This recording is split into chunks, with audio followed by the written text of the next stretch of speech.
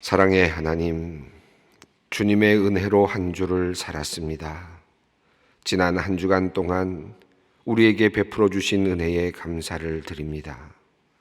우리의 발걸음을 인도하여 주셨고 우리를 크신 팔로 보호하여 주셨습니다.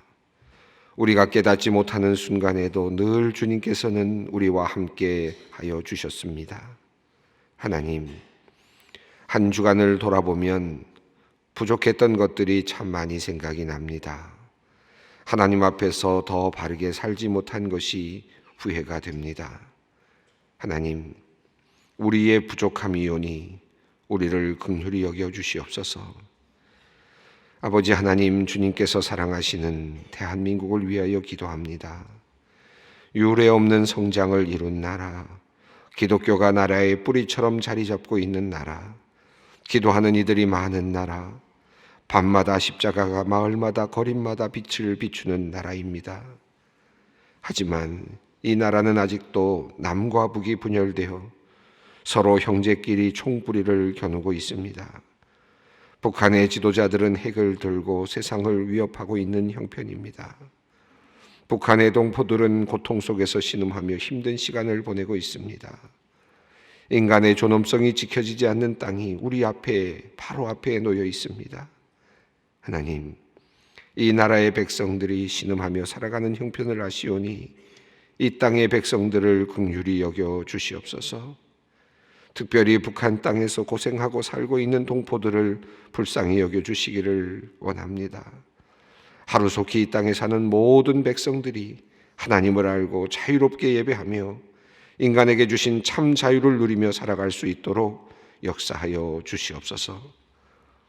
하나님, 이 나라가 참으로 혼란한 시간을 보내고 있습니다. 나라의 미래도 앞을 내다볼 수 없는 위기를 맞이하고 있습니다. 하나님, 이 나라를 지금까지 이끌어온 수많은 선조들과 이 땅의 백성들의 수고가 하루아침에 사라지는 일이 없도록 주님께서 이 나라를 지켜주시기를 기도합니다.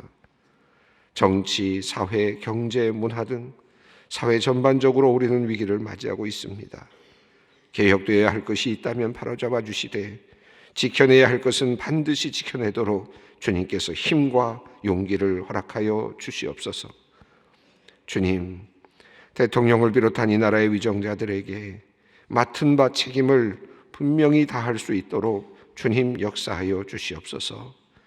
무엇보다 이 나라의 현실을 바르게 볼 수 있는 눈을 열어주시고 국민들의 소리를 듣는 귀와 모든 상황 속에서 최선의 것을 선택할 수 있는 판단력과 그리고 성실하게 움직이는 손과 발을 주시기를 간절히 간구합니다. 그들이 하나님이 잠시 맡기신 힘을 개인의 이익과 욕심을 위해 사용하는 일이 없기를 원합니다. 오직 이 나라와 국민을 위해 그 힘과 권리를 사용하게 하여 주시옵소서. 이 나라가 상식이 통하고 정의와 윤리가 살아있는 나라가 되기를 원합니다. 주님, 이 땅을 고쳐주시고 바른 길로 인도하여 주시옵소서. 하나님, 척박한 환경 속에서 복음을 전하기 위해 수고하시는 선교사님들을 위하여 기도합니다. 무엇보다 그들의 가정을 지켜주시옵소서. 말씀을 선포하고 복음을 전하는데 마음의 짐이 되지 않도록 그 가정을 주님께서 책임져 주시옵소서. 온갖 위험으로부터 안전하게 지켜주시고 가족들의 건강을 붙들어 주시며 경제적인 어려움으로 사역이 방해받지 않도록 주님께서 있어야 할 것들을 채워 주시옵소서. 그들의 자녀들이 외롭지 않도록 좋은 만남을 허락해 주시고 때에 맞는 교육의 기회를 허락해 주시며 관계의 어려움 또한 이겨낼 수 있도록 인도하여 주시옵소서. 주님의 부르심에 순종하여 낯선 땅으로 삶의 자리를 옮긴 분들입니다. 언제 어디서나 함께 하시는 하나님 체험하며 경험하며 느끼며 살 수 있게 하여 주시옵소서. 주님께서 맡기신 그 사명을 이루는 특별한 기쁨 안에서 즐거움을 누리게 하여 주시기를 간절히 간구합니다. 주님, 소망교회를 위하여 기도합니다. 무엇보다 이 교회가 말씀이 살아있는 숨쉬는 교회가 되기를 원합니다. 바른 말씀이 선포되고 들은 말씀대로 순종하며 살아가는 성도들로 채워지게 하여 주시옵소서. 예배가 살아있는 교회 되게 하시고 섬김과 헌신으로 주의 뜻을 전하는 교회가 되게 하여 주시옵소서. 외롭고 약한 이웃을 외면하지 않게 하시고 하나님의 사랑을 닮아 사랑을 실천하는 교회가 되게 하여 주시옵소서. 무엇보다도 생수의 근원이 되시는 예수님 앞으로 나아가 먹고 마시는 교회가 되게 하여 주시옵소서. 소망의 모든 가정들 위에 하나님의 은혜와 축복을 더하여 주시옵소서.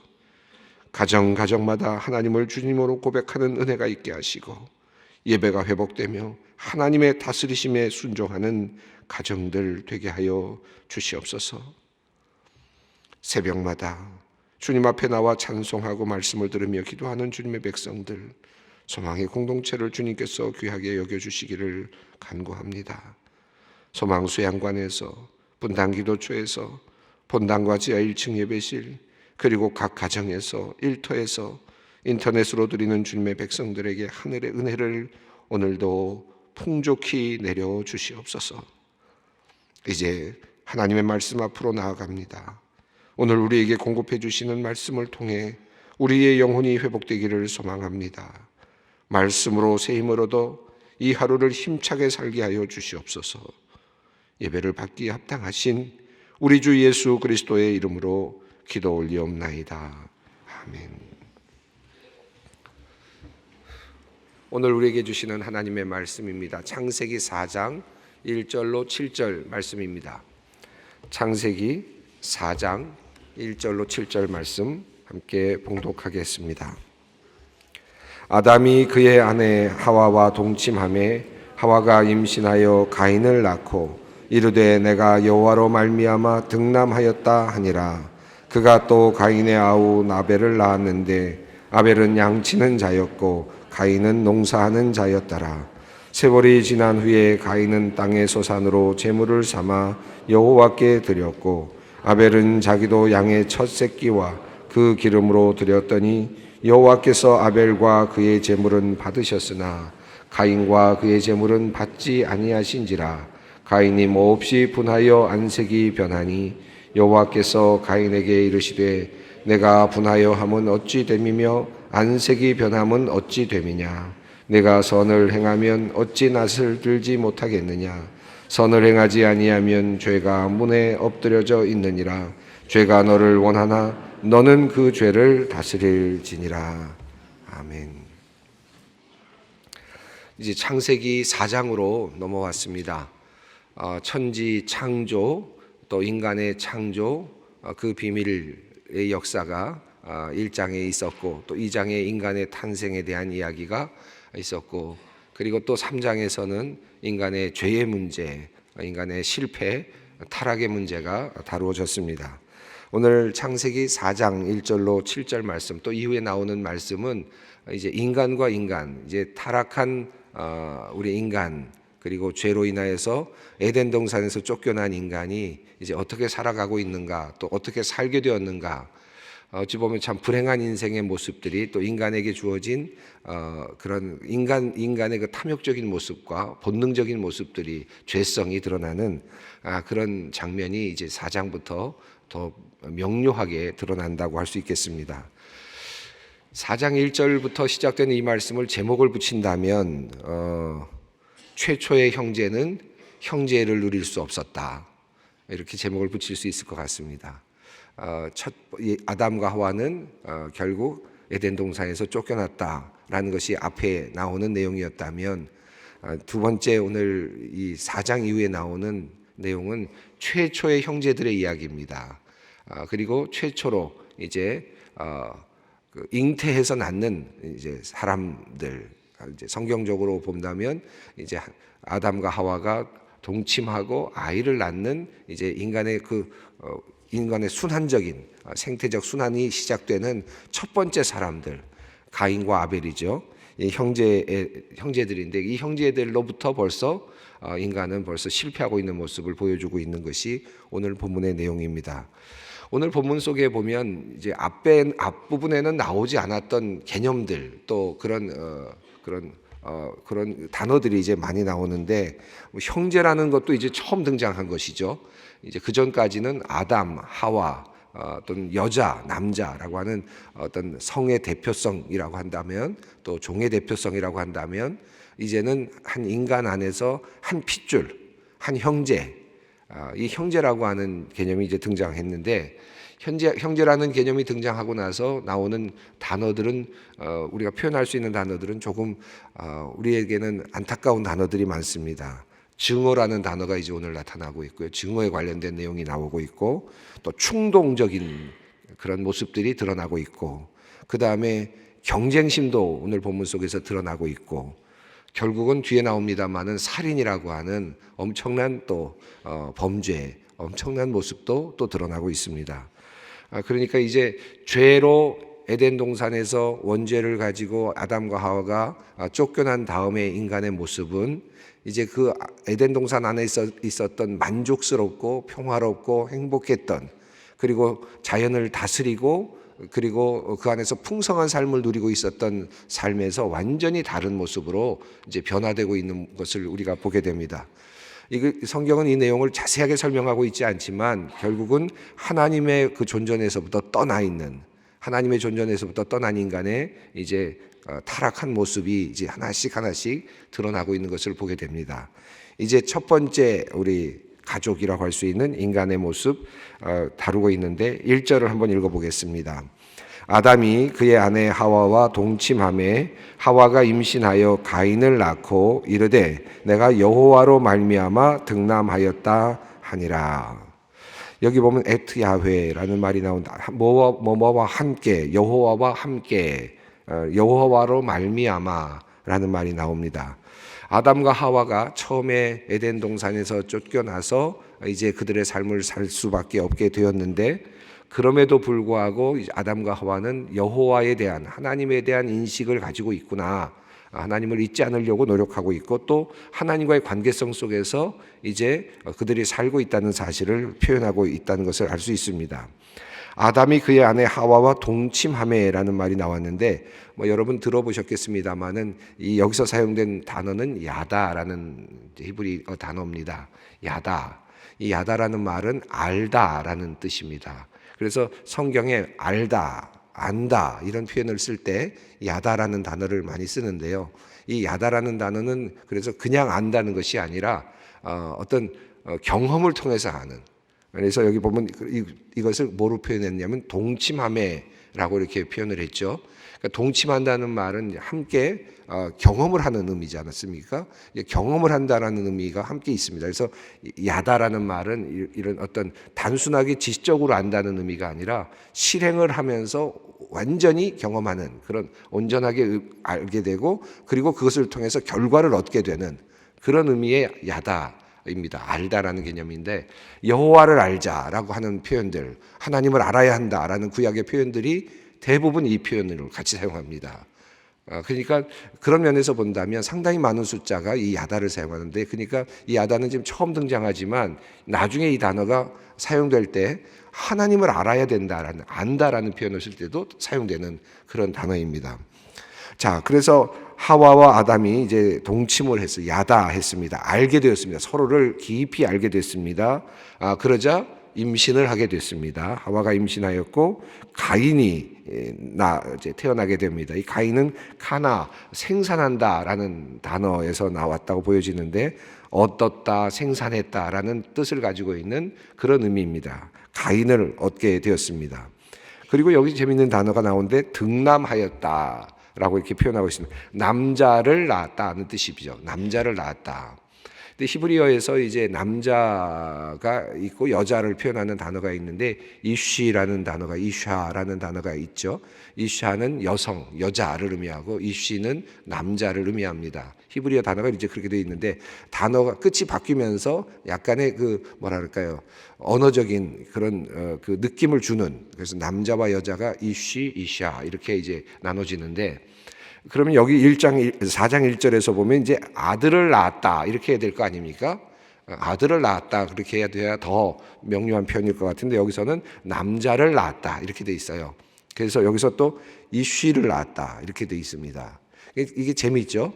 이게 무슨 말이냐면, 이것도 굉장히 의미 있는 표현인데, 성경에 따르면 이쉬가 이슈를 통해서 뭐가 나왔습니까? 이슈아가 나왔습니다. 여성이 나왔습니다. 이슈를 통해서 이슈아가 나왔습니다. 그런데 이슈아가 이제 누굴 또 낳습니까? 이슈를 낳습니다.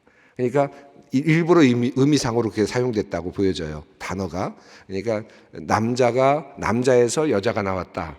그러니까 여자에서 종속됐느냐? 아니다. 여자에게서 남자가 나왔다.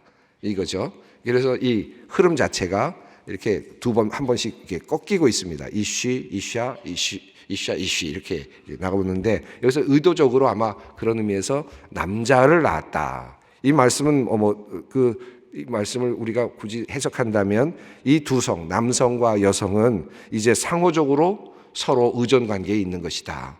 누가 누구에게 종속됐다. 누가 누구를 통해서만 나왔다. 이것이 아니라 남성은 또 여성을 통해서 나온다. 이제 그런 관점에서 볼 수 있겠습니다. 자, 어쨌든 이제 가인이 탄생하게 되었고 남자가 태어났습니다.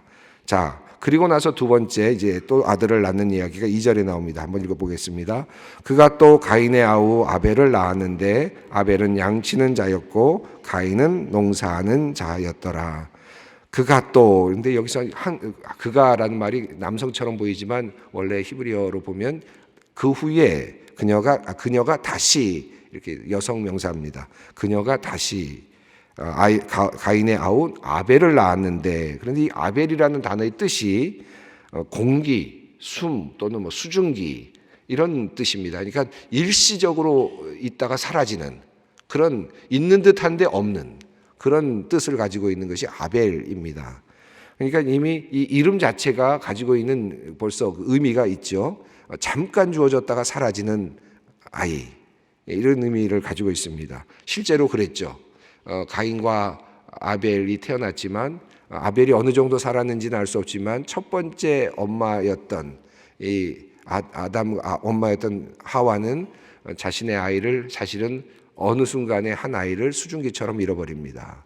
이 아벨이죠. 그것도 누구 때문에 잃어버립니까? 자신의 형제, 자기가 낳은 아들 때문에 가인 때문에 잃어버리는 참혹한 그런 경험을 하죠. 근데 이게 첫 번째 인간의 모습이다. 첫 번째 인간의 모습이다. 그래서 인간이 자신의 아이를 낳자마자 아이를 잃어버리는 경험을 합니다.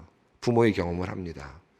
우리 교회에도 또 우리 살아가면서 자식을 잃는 그 슬픔처럼 그 큰 슬픔이 어디 있습니까? 정말 도저히 견디기 어려운 슬픔이죠. 어느 누가 그 제대로 견딜 수 있겠습니까? 그런데 성경을 보면 인간의 첫 번째 엄마가 그걸 경험합니다. 이게 참 나중에 나오는 얘기입니다. 오늘 바로 얘기할 필요는 없습니다만 그러나 그런 면에서 이 인간의 굴레 안에 자식을 잃어버린다는 것이 얼마나 슬픈 일인가. 근데 하나님께서 그것을 처음부터 인간에게 그 경험토록 하시고 결국은 하나님께서 자기 아들을 잃어버리는 하나님의 그 섭리를 또 그 안에 담으시죠. 그래서 우리가 참 그런 면에서 우리가 또 한편 위로도 되고 한편 의미를 또 찾게 됩니다. 아벨은 양치는 자였고 가인은 농사하는 자였다. 이렇게 표현이 되어 있는데 아벨은 양치는 그리고 여기서 벌써 이제 문화적인 활동이 일어나기 시작합니다. 농사하는 자였고 그래서 아벨이 양치는 자였다. 어떤 분들은 이제 이 문제를 해결하면서 양치는 자는 제사를 드릴 때 양을 치니까 양으로 피를 이제 나중에 이제 뒤에 그 제사를 피로 드리지 못했기 때문에 아마 안 받은 거 아니냐 뭐 이런 이제 이야기를 하다가 그런데 왜 첫째 아이가 양을 치고 둘째가 농사를 지어야지 왜 이게 바뀌었느냐 이렇게 이제 묻는 분들이 있는 것 같아요. 근데 가만 생각해 보면 이게 맞는 것 같아요. 왜냐하면 처음에 인간을 지으셨을 때 주식을 뭐로 하도록 했습니까? 채소와 땅에서 나는 음식을 먹으라고 했죠. 그럼 양을 쳤다는 말은 그 당시에 만약에 초기에 양을 치도록 했다는 말은 어떤 의미입니까? 양을 먹으라는 의미입니까? 아직은 먹는 의미가 없습니다. 노아 때까지는 육식을 허용하지 않으셨습니다. 하나님께서. 그렇다면 양을 먹기 위해서 쳤느냐? 그건 아닌 것 같아요. 그러면 양은 뭐 때문에 친 겁니까? 옷을 입는, 가죽 옷을 입는 정도에서 쳤다고 볼 수 있겠죠. 그러니까 아벨과 그 가인의 그 농사 중에서 주업은, 그 당시의 주업은 농사라고 보는 것이 맞을 겁니다. 그런 의미에서 아마 첫째 가인이 농사를 했다고 볼 수 있을 것 같아요. 뭐 그건 중요한 것은 아닙니다만은 이런저런 생각들을 하시는 분들이 계셔서 제 생각을 말씀드렸습니다. 자, 그런데 3절과 4절 한번 읽어보겠습니다. 세월이 지난 후에 가인은 땅의 소산으로 제물을 삼아 여호와께 드렸고 아벨은 자기도 양의 첫 새끼와 그 기름으로 드렸더니 여호와께서 아벨과 그의 제물은 받으셨으나. 자, 세월이 지났습니다. 가인이 제사를 드리게 되었고 아벨도 제사를 드렸습니다. 그런데 하나님께서 가인의 제사는 받지 않으셨고 아벨의 제사는 받으셨습니다. 이게 이제 문제인데, 하나님께서 이게 우리가 제가 이제 예배학을 공부하지 않았습니까? 그래서 예배학 공부하면서 제일 먼저 이 말씀이 이제 제 예배학에서 가장 기본적인 출발점입니다. 우리가 예배를 드리잖아요. 인간 최초의 어떤 태어난 인간, 땅에 태어난 인간 가인과 아벨이 하나님께 예배를 드렸습니다. 제사를 드렸는데 어떤 제사는 받으셨고 어떤 제사는 안 받으셨다. 이게 우리가 상대하는 하나님이라는 거예요. 이게 이제 여기서부터 출발합니다. 우리가 제사를 드린다고 해서 다 받으시냐? 그건 아니라는 거죠. 어떤 제사는 받으시고 어떤 제사는 받지 않아요. 하나님이 처음부터 인간이 드리는 첫 번째 제사부터 그것을 분명하게 하셨습니다. 나는 받는 제사가 있고 안 받는 제사가 있다. 이거 분명하게 보여주셨습니다. 그러니까 우리가 예배자로서 또 하나님을 믿는 사람으로서 우리가 하나님을 섬길 때 첫 번째 이 단추부터 생각을 하셔야 됩니다. 나는 과연 하나님께서 받으시는 예배를 드리고 있느냐, 아니면 하나님께서 거절하시는 예배를 드리는 예배자인가. 이 두 가지 갈림길에 놓여 있는 거거든요. 이 첫 번째 이야기가 가인과 아벨의 이야기 속에 나타납니다. 자, 그러면 왜 안 받으셨을까? 이게 굉장히 궁금하죠. 많은 분들이 굉장히 이 문제에 대해서 고민을 많이 하시고 왜 안 받으셨을까? 그런데 여기 이 문장이나 여기 이 내용 안에서 모든 해답을 찾기는 어렵습니다. 그리고 이 내용 자체가 아주 함축적으로 설명하고 있기 때문에 명료하게 왜 안 받았다 이렇게 우리가 규명하기는 쉽지는 않습니다. 다만 하나님은 받으시기도 하시고 받지 아니하시기도 한다. 이것만큼은 분명합니다. 자, 그러면 그래도 정말 모르겠다고 그러고 지나가면 좀 섭섭하니까 그래도 혹시 하는 마음으로 한번 찾아본다면, 근데 주석학자들도 많이 이것을 찾아봤어요. 나름 찾아봤는데 아마 첫 번째로 많이 들으신 내용은 피가 없었기 때문이다. 그래서 아벨의 제사는 피를 가지고 바쳤고 가인은 피를 드리지 않았기 때문이다. 이건 이제 뒤에 나오는 이제 율법서를 보게 되면 하나님께서 이제 피를 바치라고 하시는 내용이 나오지 않습니까? 그런 면에서 피가 없었기 때문에 이 제사는 제대로 드린 제사가 아니다. 이제 이런 이제 관점을 설명하는 분들이 꽤 많이 있죠. 근데 그거는 어느 정도는 일리가 있습니다만은 완전한 해답이라고 하기는 어렵습니다. 왜냐하면 성경에는 소제도 있거든요. 피를 가지고 드리지 않는 제사도 있습니다. 이 곡식을 가지고 드리는 제사도 있어요. 하나님께서 피가 없다고 해서 반드시 무조건 다 안 받으신다라고 말하기는 어렵죠. 물론 소제를 드리기 위해서는 반드시 앞에 번제를 드려야 됩니다. 그러니까 번제를 드린 위에 소제를 얹기 때문에 그 자체가 잘못됐다라고 본다면 어느 정도는 그 말씀도 일리는 있습니다만은, 그런데 이 초기에 하나님께서 그렇게 하라고 가르쳐 주신 것도 아니고 또 반드시 그래야 된다는 것을 알려주신 것도 아닌데 그걸 요구하셨고 그냥 요구도 안 하신 상태에서 내 마음대로 안 됐으니까 안 받겠다, 그럴 뿐은 아닌 것 같아요. 그렇게 이 문제를 해석하기는 조금은 무리가 있다는 생각도 듭니다. 자, 그렇다면 어떤 의미가 여기 있을까? 글쎄 저는 여기서 굉장히 찾기 어려운 부분이지만 그저 저 나름대로 찾는다면 두 가지를 한번 찾아볼 수 있을 것 같습니다. 첫 번째는 3절과 4절에 나오는 것인데 여기서 가인은 땅의 소산으로 제물을 삼아 드렸다라고 했는데 여기서 땅의 소산을 보면 히브리어로 단수예요. 단수로 되어 있습니다. 그러니까 땅의 열매로, 근데 단수로 되어 있습니다. 땅의 열매로. 그런데 4절에서 자기 양의 첫 새끼와 기름, 그 기름으로 되어 있는데 여기는 복수입니다. 자기 양의 첫 새끼들과 그 기름들로 라고 되어 있습니다.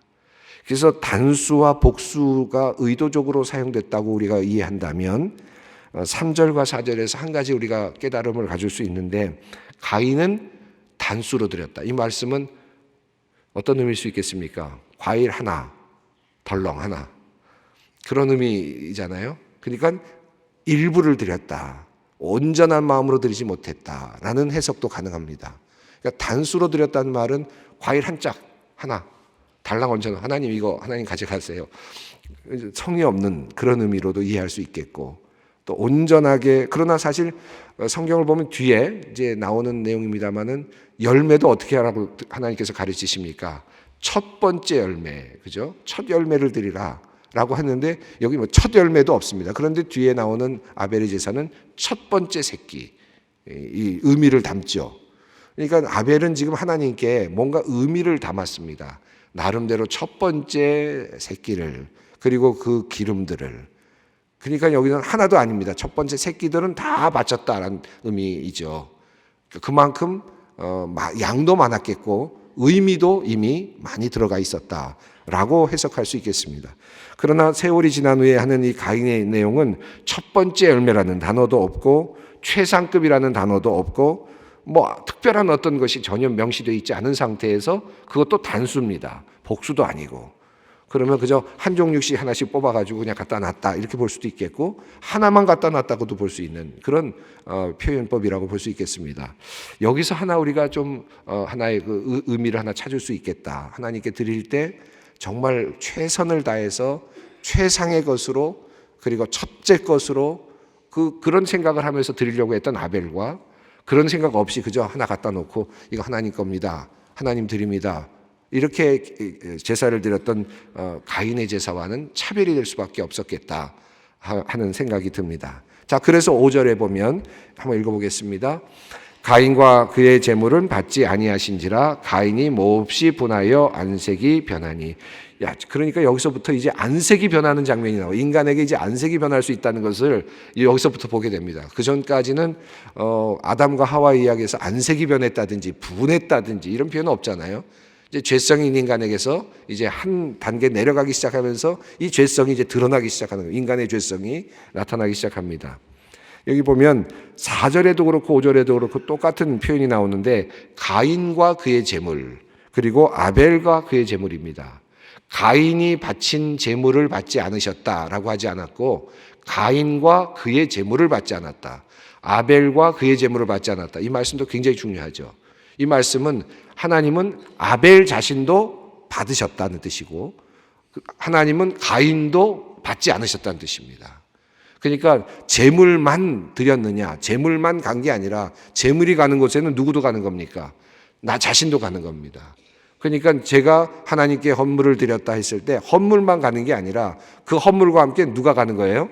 내가 가는 겁니다. 같이. 하나님은 그렇게 보시는 겁니다. 그래서 아벨과 그의 제물, 그리고 가인과 그의 제물입니다. 가인이 드린 제물이 아니라 제물만 달랑 드려지는 것이 아닙니다. 제물만 가는 것이 아니라 그 자신이 드려지는 것이다.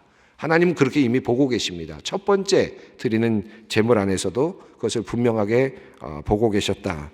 아벨과 그의 제물을 받으셨으나 가인과 그의 제물은 받지 않으셨다.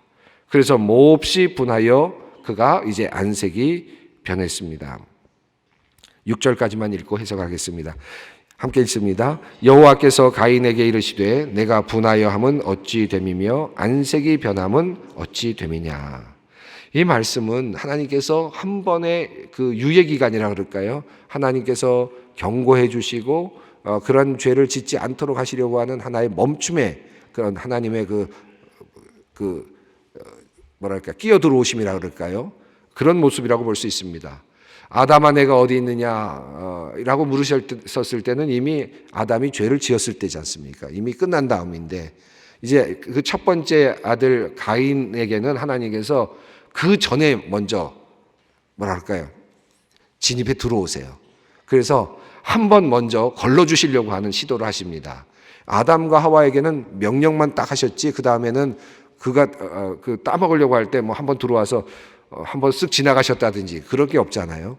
아담과 하와가 선악과를 따먹을 때. 그런데 이제 가인에게는 그래도 한 번 기회를 주십니다. 하나님께서 죄를 짓지 않도록 하시려고 하는 하나님의 그 시도가 있습니다. 이 기회를 주시는 거죠. 여호와께서 가인에게 이르시되 내가 분하여 하면 어찌 됨이며 안색이 변하면 어찌 됨이냐. 라고 물으시면 직접적으로 그에게 다가가시면서 하나님께서 그를 나름대로 방향을 틀어주시려고 하시는 그런 모습을 보게 됩니다. 그러나 사실 뒤에 보면 가인은 이 하나님의 그 중요한 은혜의 시간을 그만 놓치고 말았죠. 결국은 마음에 두고 있다가 이제 살인의 죄를 짓게 되는 모습을 보게 됩니다. 오늘 이 말씀 우리가 함께 읽었습니다. 가인의 그의 재물, 아벨과 그의 재물, 이 말씀을 한번 마음에 새기면서 오늘 기도의 자리로 나갔으면 좋겠습니다. 하늘에 계신 우리 아버지, 아버지의 이름을 거룩하게 하시며 아버지의 나라가 오게 하시며 아버지의 뜻이 하늘에서와 같이 땅에서도 이루어지게 하소서. 오늘 우리에게 일용할 양식을 주시고 우리가 우리에게 잘못한 사람을 용서하여 준 것 같이 우리 죄를 용서하여 주시고 우리를 시험에 빠지지 않게 하시고 악에서 구하소서. 나라와 권능과 영광이 영원히 아버지의 것입니다. 아멘.